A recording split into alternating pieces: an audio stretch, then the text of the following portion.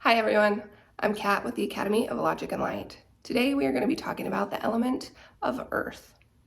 I think typically when people think about crafting tools, they think about fire first, which is for sure the fastest and most transformative.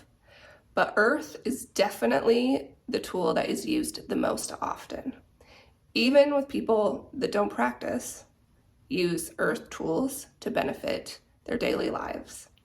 Food is the biggest earth tool that is used every day, and anybody that has ever given their child honey or chicken noodle soup has used earth magic to heal.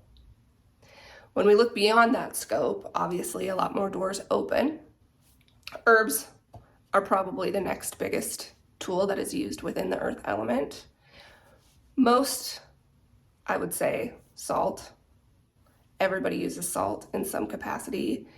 I believe it's even written on the Morton salt container that if you spill salt to throw it over your shoulder. At least it used to be in the olden days, which is a very superstitious practice of witchcraft. Plants, of course, fall into the earth category. Trees, grass, anything that grows. Animals, talismans. Animals are often highly overlooked messengers. This includes anything that an animal gifts us, such as eggs. Eggs are a very powerful tool if you know how to do an egg bath. If you don't, I'm happy to do a full tutorial on how to do an egg bath for yourself or for someone else.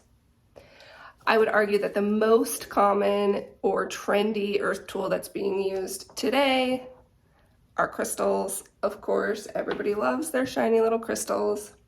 We will have a full crystal tutorial video in the Academy library available for you. Of course, runes also fall under the category of earth magic since they are made of stone generally or bone. I don't have any witching sticks or dowsing rods, but those of course also would fall under earth tools. If you don't know what those are, witching sticks are long metal sticks that have a bend at the end. It looks like a little L. You hold those anytime you walk across any source of water, they will naturally bend in towards each other. A dowsing rod is very similar to that. It's usually a stick, a branch that is straight, and then at the bottom it has a V shape. You hold on to that V shape loosely, and as you're walking over a source of water, it will naturally bend down. This is how underground springs have been found throughout all of history. They're very cool to work with if you ever get the chance to test one out. It's pretty interesting to see how accurate they actually are. I think the quickest way to use any type of earth magic is, of course, earthing itself, also known as grounding. Sitting barefoot or walking barefoot in the grass, in the sand, any place where you are skin to earth contact, where your electromagnetic field is interacting with the electromagnetic field of the earth. This also can be done by sitting up against a tree. They're very happy to share what they have with anyone that is in need or wants to receive any of that magic from them.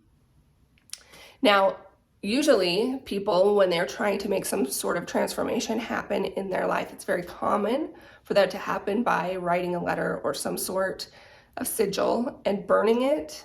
However, I will argue that burying your spell is far more powerful than burning your spell.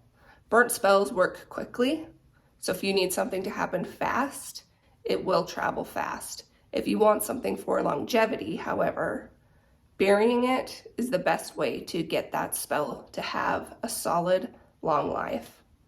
Please don't bury anything that is not part of the earth, that will not return to the earth.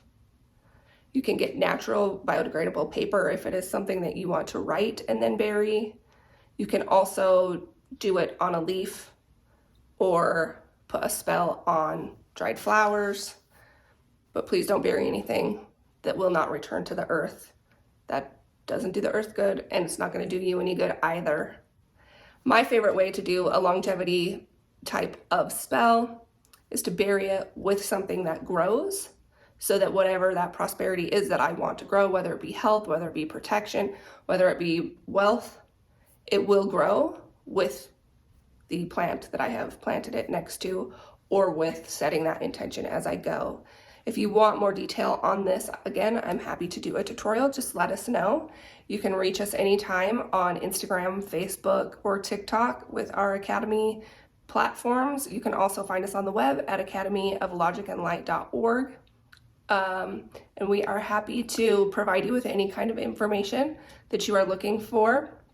Please sign up for our Patreon. It's what keeps us going. There's lots of fun and exciting things coming up with the Academy, and we always have our monthly community circles, so keep your eye out for those. And I will see you next week.